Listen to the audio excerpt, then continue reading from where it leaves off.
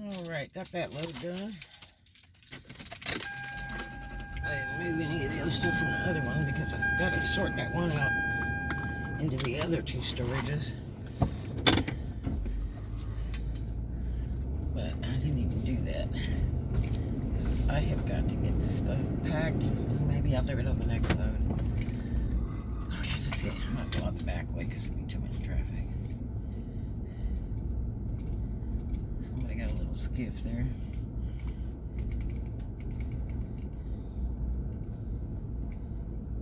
It's an old Boston whaler.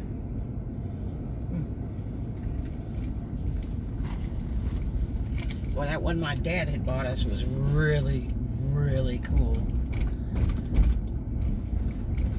It was a covered top Boston whaler, and it was so much fun. And he puts this horrendous engine on the back.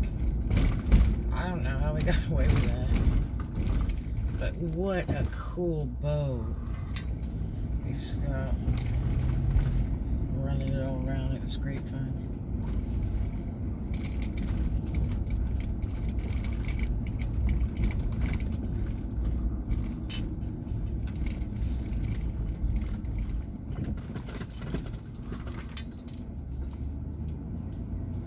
And I've never seen another one like it with that covered top like that. Now, he may have special ordered it. He had a lot of hookups, companies and stuff. He may have got that special order.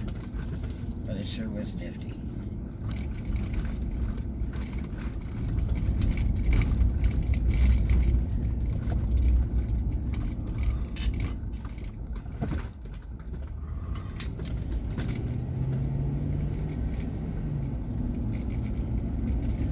Ooh, hot, hot, hot.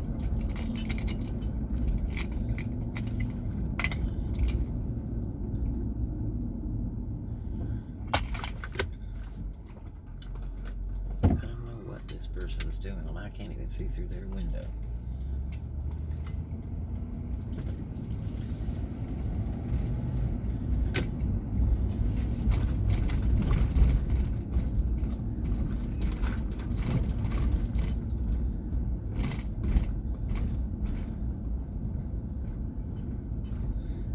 Trampoline place is open. Looks like there's some people there. They got parking on both sides. So there's the good old post office. I wonder how many hefty bags of trash you throw away. Sure, a lot of them getting busted all over the states. What about the ones they haven't caught? Dear God, that's just insanity.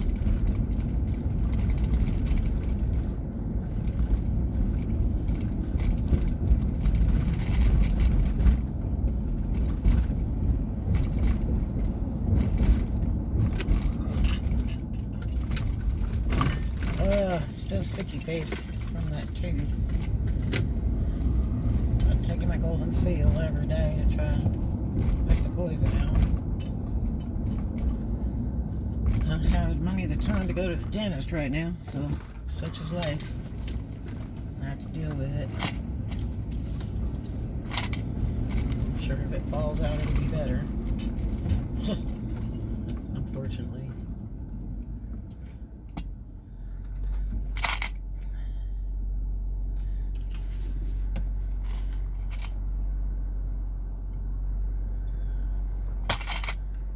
It's like $1,500 to $3,000 to replace a tooth. To have a permanent one put in. Oh.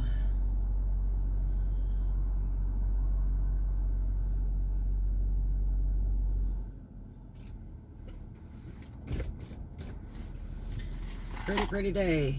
80 degrees. Yep, it's hot.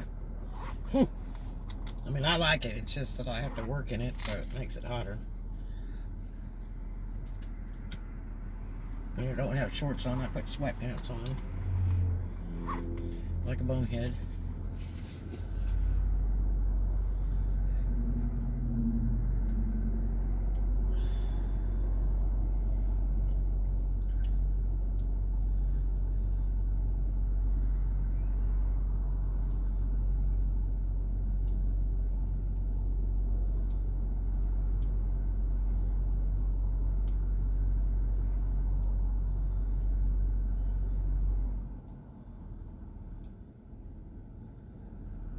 Do-do-do-do-do.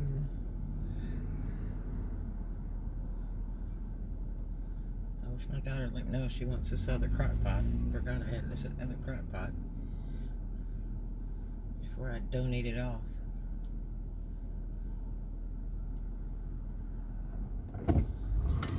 And I was working on computers all this week, trying to get them all updated, sorted out, cleaned up, store all the pictures and videos onto a different drive so that it doesn't take so much room up.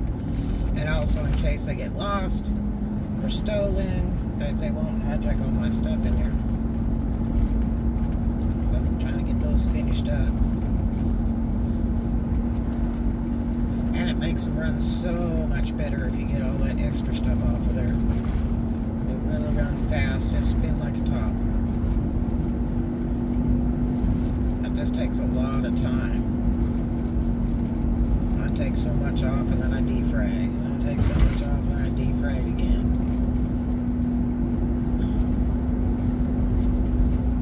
You don't defrag, it's like taking and opening the file drawers and file cabinets and throwing files all over the room. And then when you defrag, it's like picking up the files and putting them all back in there in order. And then it can find itself so much easier. So I've got my main computer kind of organized. Got most of the duplicate stuff off. Most of it. About 90% of it. And it's got so much more room.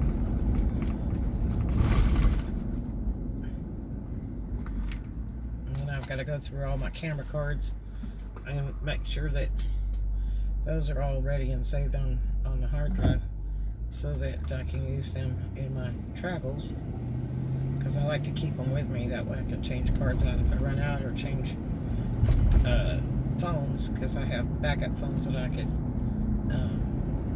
do filming on.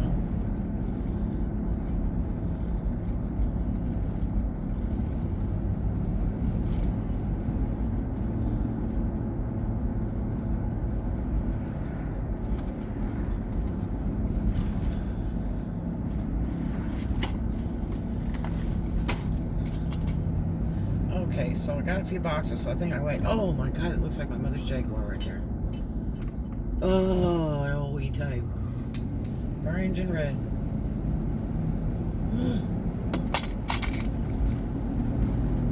That's what they call it, but it looks more like metallic burgundy almost.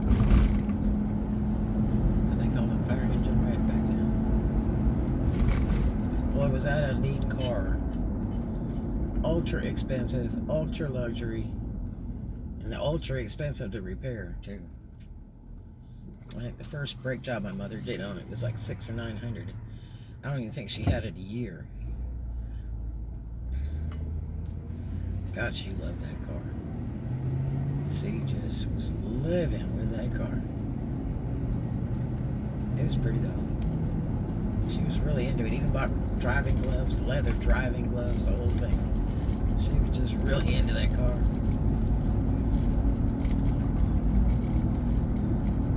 They repoed it at my grandfather's house in the driveway. Only because somebody told them where the car was, which was, I found out just recently, it was my dad that told them, because they come put the hook on his Eldorado, because they say that he owed for the Jaguar and all that. And he was like, whoa, what Jaguar? I don't even own a Jaguar. My mother had charged it on him.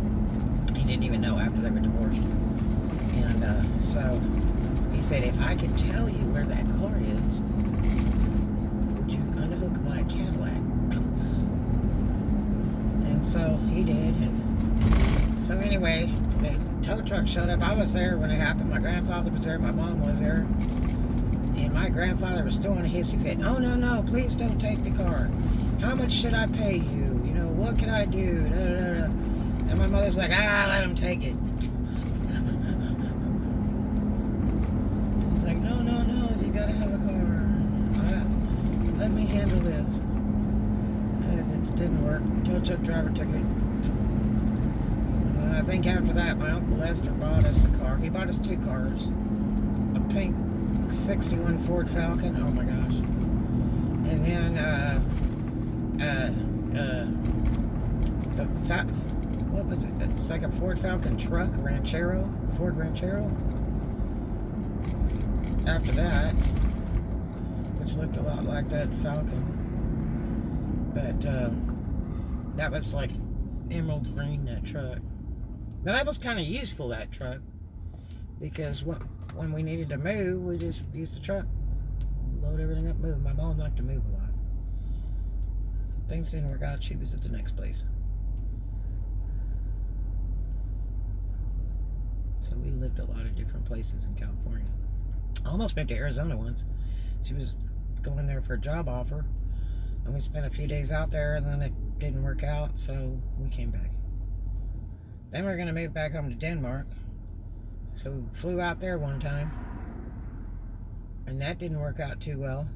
We did manage to find one set of our relatives. Drive the car, Mac. Get off the phone.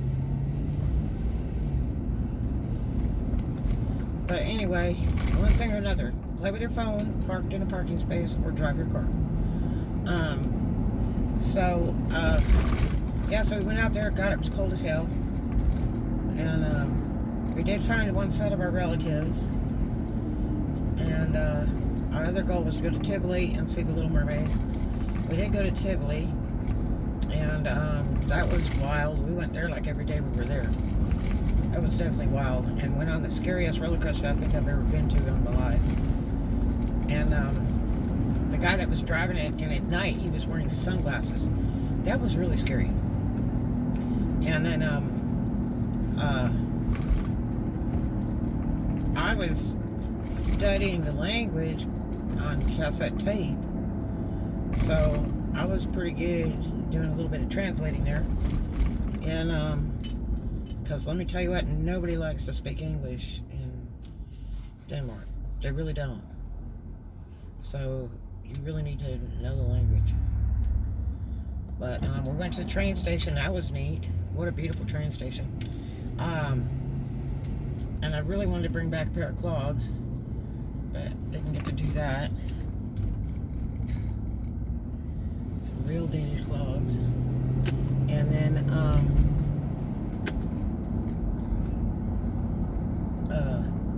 I think my mom called my grandfather, and I think he paid for her way to come back on the SAS. Jeez.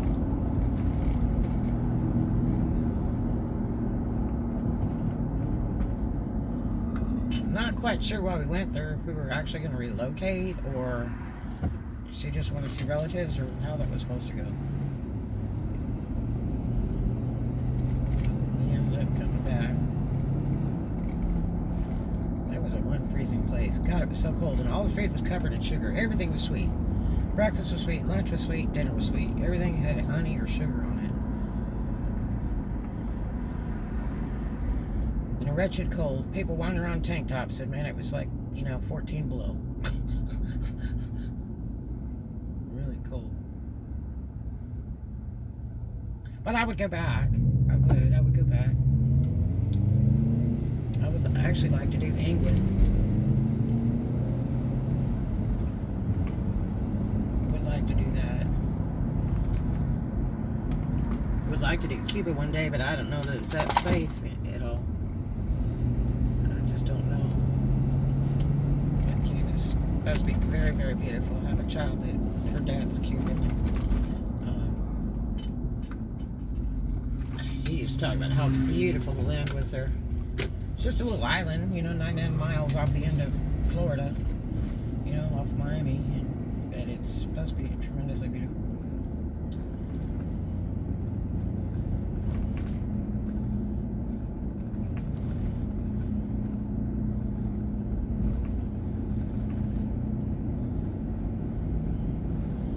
Okay, let's go see if we can get some more stuff packed up and loaded. Get this stuff rolling.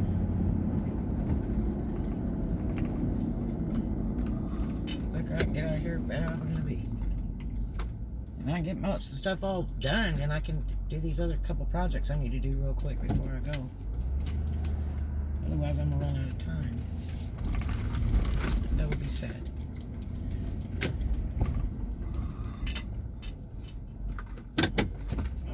Okay. We'll talk to you guys later. Hope you have a great one. Love you.